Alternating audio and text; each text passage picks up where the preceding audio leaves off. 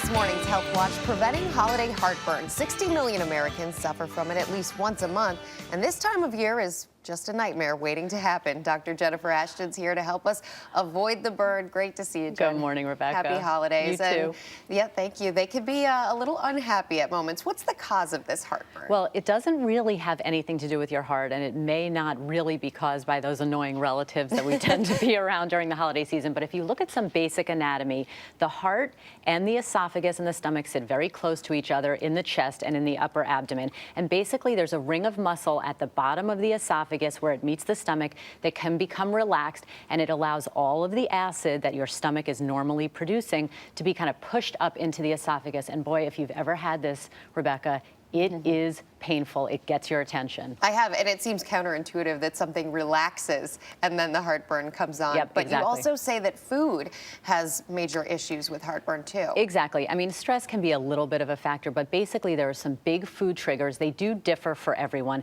but they can be the type of common foods that we're all facing in the holiday season. And really it can range from alcohol in the form of your cocktail to caffeine, whether that's coffee, tea, or soda.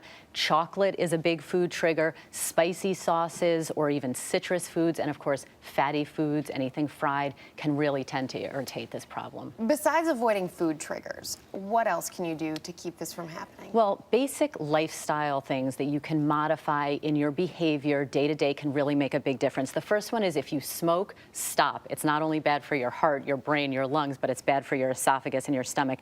Don't overeat, because if you really distend your stomach, it's going to make more acid, and the pressure is going to push that acid up into the esophagus. Try to avoid eating 2 to 3 hours before you know you're going to go to sleep, because again, then you're mostly lying down in a flat position, and that just, the gravity works against you. And then to continue on with gravity, if you notice that this problem is worse at night or worse when you're sleeping, actually elevating the head of your bed by about 6 inches can really help also. Again, gravity effect. An interesting point.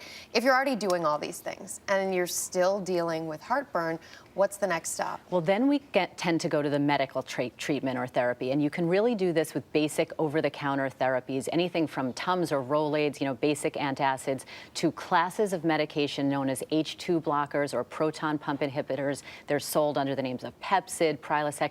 If those don't work, then yes, your doctor can write a prescription for something a little stronger. But if you're suffering from this problem more than twice a week and it continues for a couple of weeks, you've tried all these things and those things aren't working, you really need to see your doctor.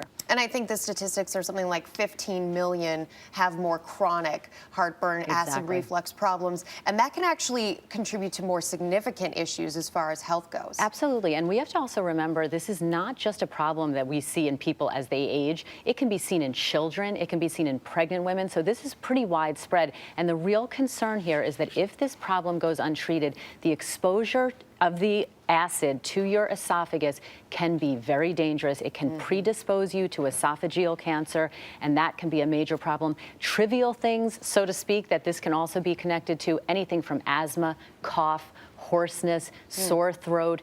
These things are so widespread, and a lot of times people don't connect them. It's really a reflux heartburn problem. So we want people to enjoy the holidays, but be careful. Yes, and you're helping us be careful. Thank you so much, Dr. You bet, Jennifer Rebecca. Ashton. Happy holidays. Happy holidays to you too.